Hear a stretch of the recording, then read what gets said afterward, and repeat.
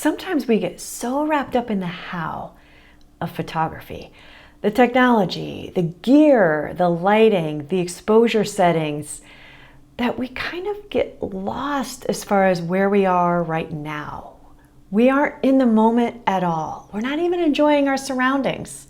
So today, I want to step away from the technology for a minute and talk about how we can be more centered, more present with our cameras as a tool to get us there. Welcome back. If you're new to this channel, I'm Diane and the channel is PhotoFluent. Our goal here is to help you turn down the volume of your inner critic, get more creative with your camera so that you can create travel photos that truly reflect the beauty that you see all around you. So if that sounds like something that you are interested in, make sure you subscribe and turn on the notifications. Okay, let's jump into our topic today, which is really being present with your camera.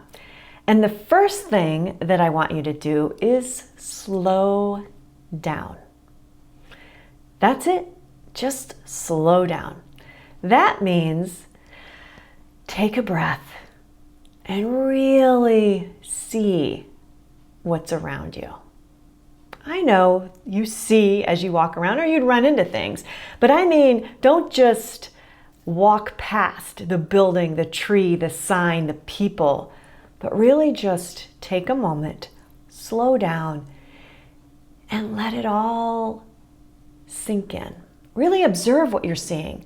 And I don't mean just seeing, I mean hear the dog barking. See the dewdrops on the grass. See that ladybug walking across the leaf. The things that you would normally just walk right past, this is all about taking it all in and really observing and feeling what's around you. Now, let me know in the comments, is it hard for you to slow down? I think it is for most of us because you have that list of to-dos. You have your job and your family and your dinner to prepare. And do I have the right ingredients? And we've been ordering out too much. All this stuff that's swirling around in there. And then layer on top of that, I don't know how this camera works yet. It's kind of complicated. Are my photos going to turn out? What does that exposure triangle thing mean? What is depth of field? How does that affect shutter speed? All of that stuff is in there fighting with your grocery list. This is a way to let all of that go. That's the exercise. So we're not even talking about your camera. We're just talking about how you walk out on a trail in your neighborhood, in your backyard, and just breathe. And really take it all in. Is there wind blowing through? Do you hear a door closing? Do you hear birds chirping? Just really observe and feel what's around you. That's it. Okay, now the next thing I want you to do is, now that you've taken a breath, you're calm, you're observing, now I want you to pick up your camera and take a picture. And then another picture. And if you're thinking of what? Think about all those details. The dew on the grass, the ladybug walking across the leaf, the dog barking. All of those things that you're observing, what you're feeling, take photos of them. Maybe it's the details. Maybe it's how the light is hitting something. Now here's what I want you to do as you're thinking through, what should I take a photo of? Think about what inspires you to take a photo. Think about what you're feeling inside. Okay, I'll give you an example. One day I decided, it's during the pandemic, I can't travel. I want to get my camera out and take some photos. What do I take photos of? I've seen the same backyard every day. That's not inspiring to me. So I decided to take pictures of what I was feeling, or that reflected what I was feeling. Now, usually I'm drawn to bright, colorful, like flowers. Pretty flowers are the subject of a lot of my photos. But that day I wasn't feeling bright and cheery. So my photos weren't bright and cheery. They were kind of weird, some of them. That's okay. This is not an exercise to get better.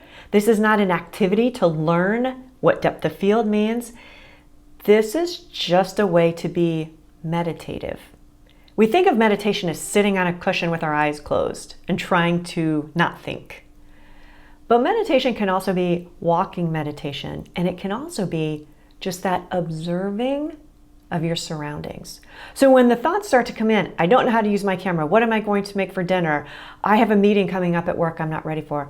We're going to send those away, and we're just going to really be in the moment. Think about what's happening around you, and then take photos of that. So let's go back to that day that I was photographing my feelings. I have some photos like this of a flag and a car driving in the park. It doesn't even really make sense to me, but it just reflected my feelings. Now, don't overthink this. Don't think, I'm sad, so I should take dark photos.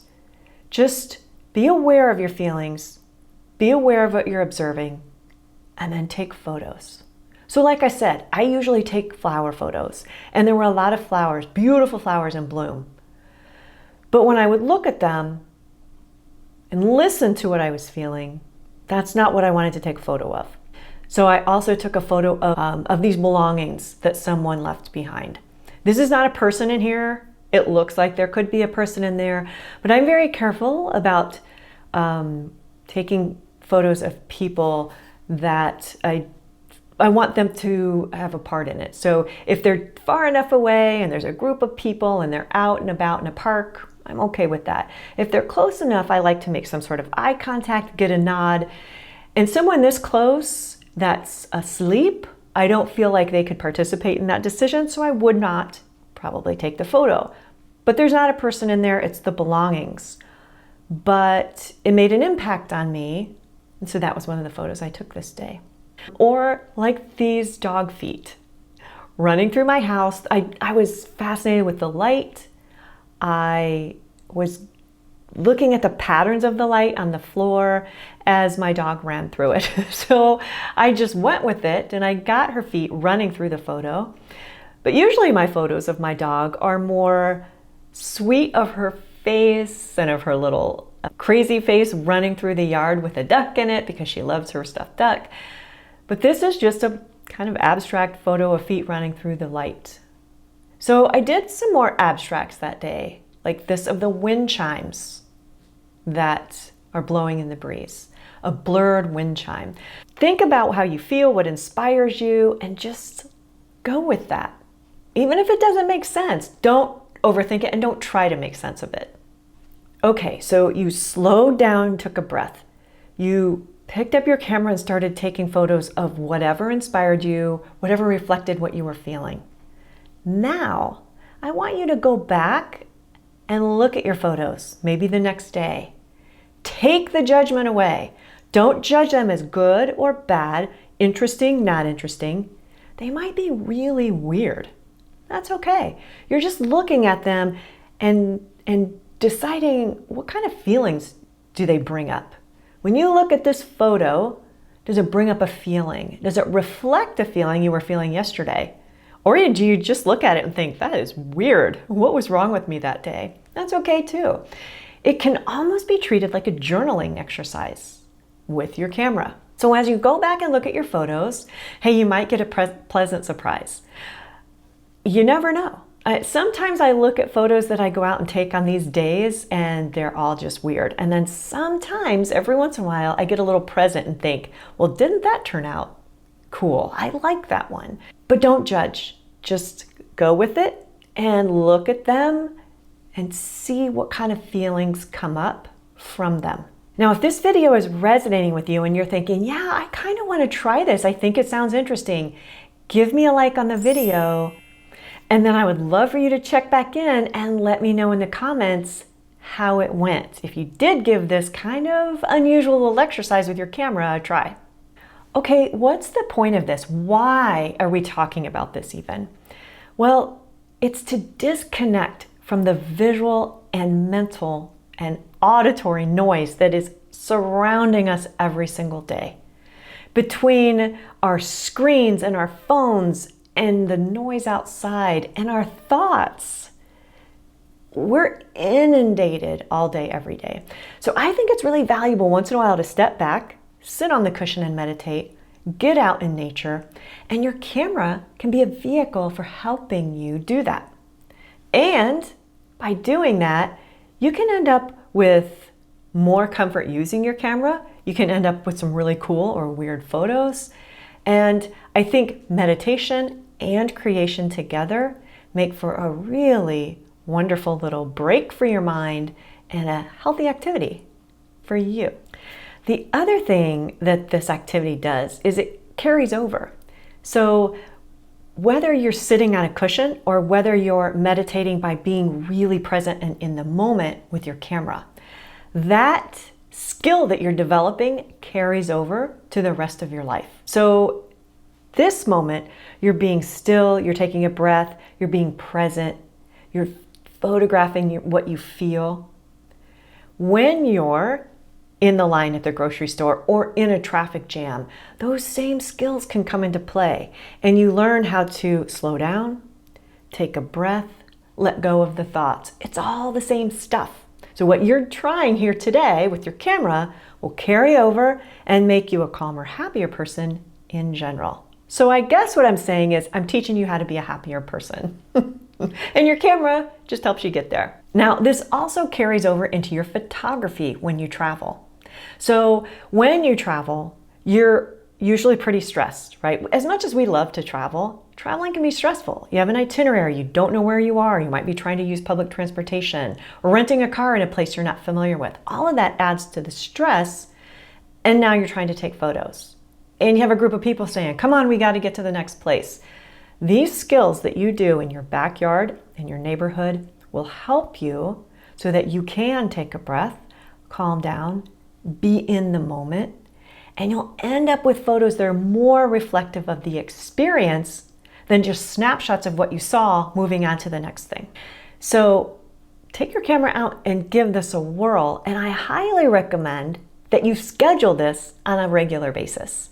So maybe every morning, even if you only take a couple of photos, every morning or every evening, maybe a time when you need to slow down, or once a week, like every Saturday morning, you put that on your calendar, you get out your camera, and you are completely present in the moment creating photos. If you enjoyed this video and you'd like to hear more like this, I have the perfect video for you. It's called Photography is About So Much More Than Just Your Camera, and you should be able to click on it right now. Also, don't forget to subscribe because there are new videos coming out all the time. Maybe not all the time, but pretty regularly. We have new videos coming out. You don't want to miss them. So subscribe, turn on the notifications, and have a great day. Keep creating, and I'll see you in the next video.